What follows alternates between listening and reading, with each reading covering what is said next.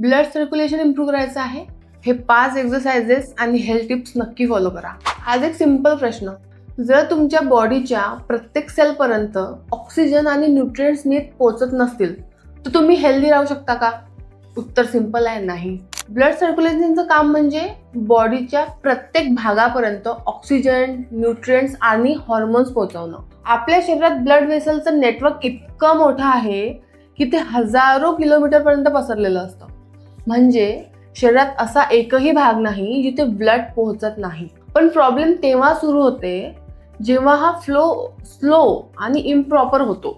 जर circulation weak असेल तर हातपाय थंडे पडतात, नमनेस येते, टिंगलिंग जाणवतं, फटीग वाटतो, जखमा उशिरा भरतात आणि लॉंग टर्ममध्ये क्लॉटिंग, हार्ट डिसीज आणि नर्व डॅमेजचा रिस्क वाढतो. आयुर्वेदानुसार याचा संबंध वात दोष इम्बॅलन्स आणि वीक रक्तधातूशी असतो.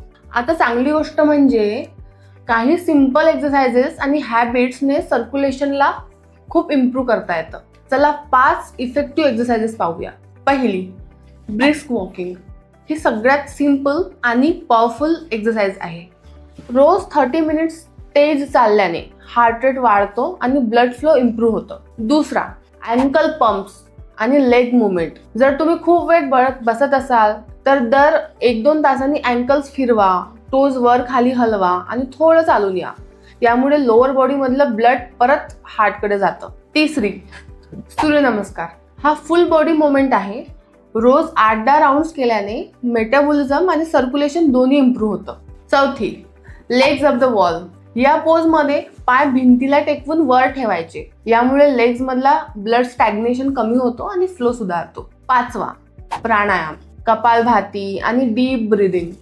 प्रॉपर ब्रीदिंगमुळे ऑक्सिजन सप्लाय वाढतो आणि सर्क्युलेशन इम्प्रूव्ह होतं. आता काही इम्पॉर्टंट हॅबिट्स बघूयात. हायड्रेशन मेंटेन ठेवा.